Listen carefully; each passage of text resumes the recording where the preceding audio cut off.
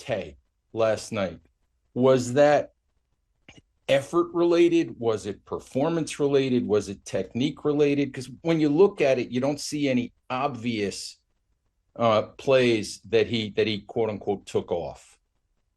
Yeah, I would just say, we made that decision, and, went in a different direction after the first 27 plays. And I have full confidence in Tay that, he'll be ready to go this week. And we'll do everything we can to help him be ready to go. He'll start. He will start. Okay. Thank you. Yep. Jordan Renan. Hey, Brian, what's going on? Morning, Jordan. Morning.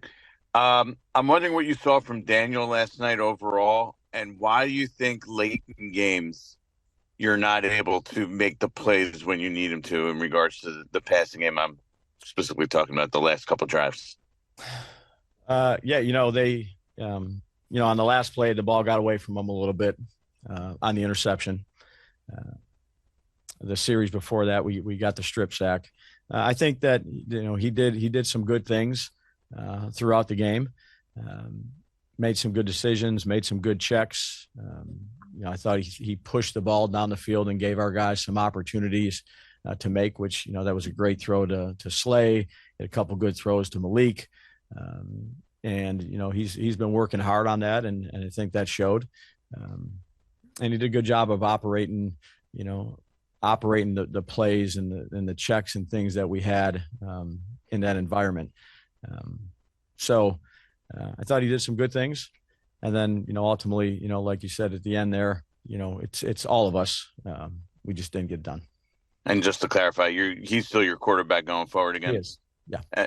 In regards to the illegal formations and shifts, yeah, what did you see when you went back and looked at those? We got to do a good job of getting set, and we had a fair amount of shifts and motions, and we got to do a good job of getting set. Everybody getting set, offensive lines, receivers, so we can all do a better job of that. Timely play calls, all those type of things. We're all involved in it, and that was something at Cleveland. We didn't have any, and Seattle, we didn't have any in that environment. So, we worked hard at it. This week we had a ton of noise. We had extra speakers. We had all those type of things, and then ultimately no excuses. Didn't get the job done. They explained on the broadcast that the way they were explaining it was that at least Malik, the one that cost you the touchdown, he didn't stop completely at the beginning. Is that kind of what you saw? Yeah, there was a couple things on that particular play where we got to do a better job, and that starts with me. Neil Best. Just back to Deonte for a minute. Did you, your staff and players have expressed concerns with him now, several occasions this year. Did you see any indications of any of this sort of thing last year? Do you think it's more, isolated to these couple of things that have happened this year?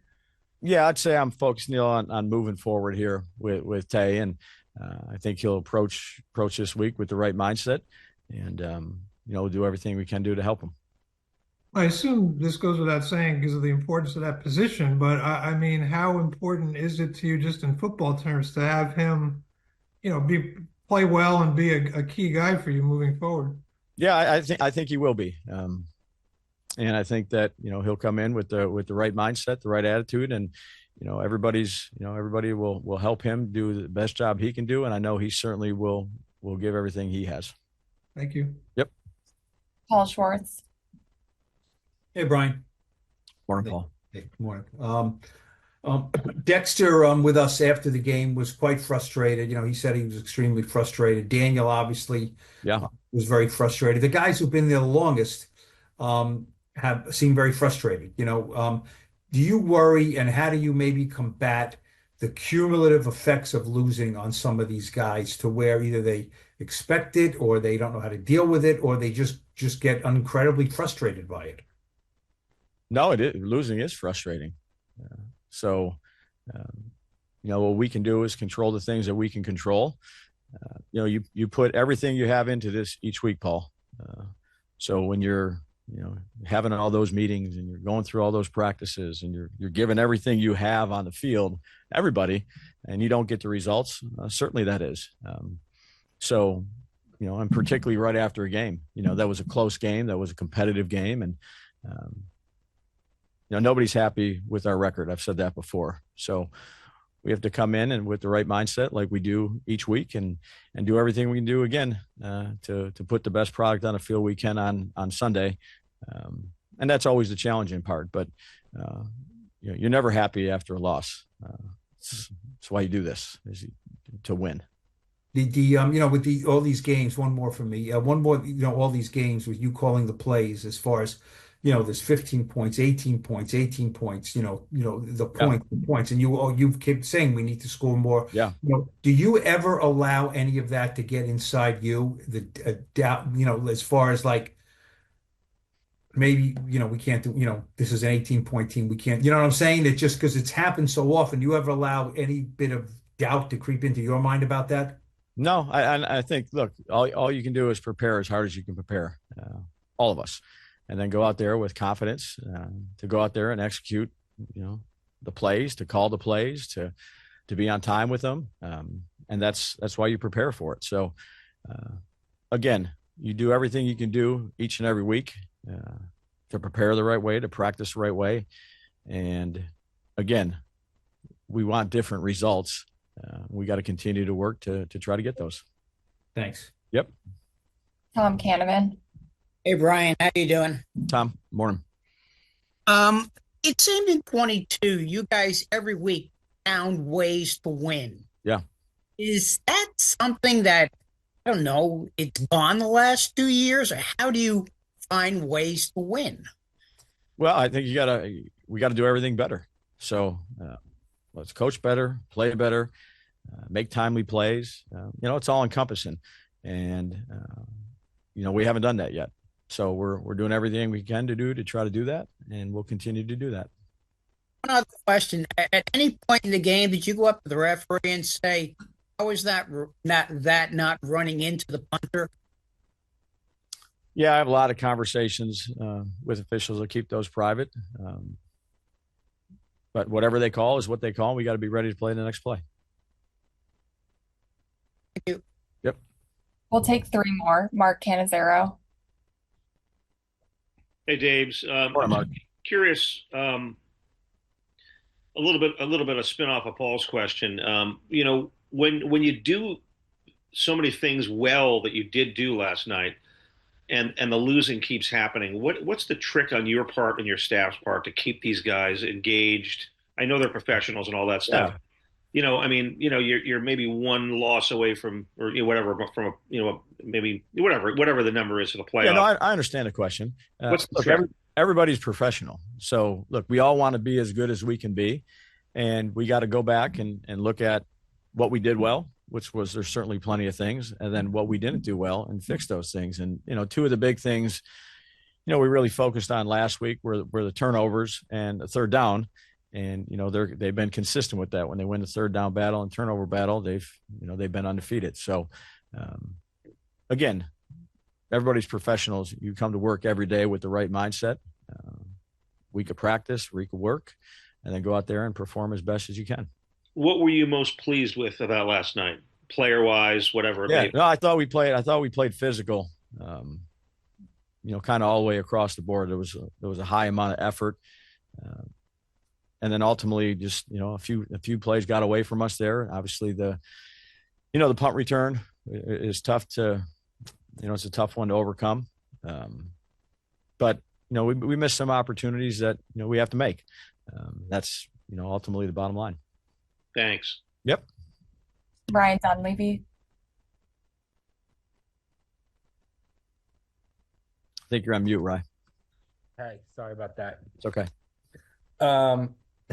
Obviously, you and Joe are in lockstep on a lot of things, Brian. So I'll ask you, since we don't get him for 2 weeks, what is your thought process between the two of you here on the trade deadline?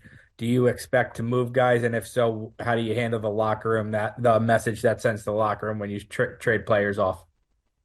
Yeah, I'd say that's a better question. I know you're not talking to him for a few weeks for Joe. We're kind of locked in on, week to week opponents, and that's where my focus is. I just meant from the standpoint of I'm sure he runs it by you if he's going to do it. I'm sure you have an opinion on I want to keep this team together or not. Yeah, I'd say any of those conversations we have, Rye, will be private, and then once you guys talk to Joe, you can talk to Joe. Okay. Yep. And then I wasn't there, full disclosure, I wasn't there, but just hearing it on the broadcast or whatnot and reading reports about it.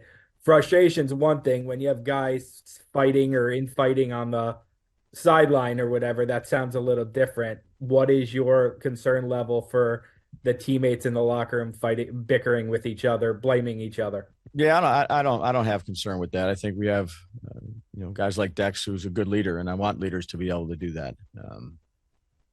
Again, that's part of leadership at times. So we have a close knit group.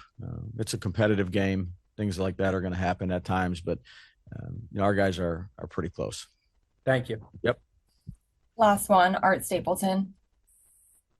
Hey, Daves. Good morning. Morning, Art. I know we asked you about the 2-point conversion last night, but then going in the locker room, talking to the players, the timing of the aspect, is it all synced up together? Is it all, Daniel not knowing, is he supposed to look at the play right away and then snap the ball quickly? Is he supposed to wait for guys to set? How does that play out as you've practiced it? And did it go the way? Well, obviously it didn't go. Yeah, no, it didn't. No, we've been practicing it for, right. Yeah, for a while. And obviously you couldn't tell after what happened on it. But again, what happened, what I told you last night is really what happened. Motor was a little bit wide. He was looking at the official. Daniel saw a look, and there's you never know how teams are going to line up to a unique formation like that, where there was only 2 guys out there, and we wanted to get the ball to Malik. There was a few things going on in the play, but Daniel saw the right thing, and he did the right thing. But in that situation, is Daniel's responsibility basically to see how the defense is playing the formation and then immediately snap the ball so they can't react to it? And, where was the issue? Where was the timing issue? Was it on the quarterback snapping the ball too soon, or was it Daniel did the right thing. Daniel did the right thing. He saw what he needed to see. So, a little bit of a surprise play, if you will, surprise formation. And, he saw the look. You can never tell how teams are going to line up. We've practiced that play probably more than any play. And unfortunately, it didn't work. But Daniel did the right thing.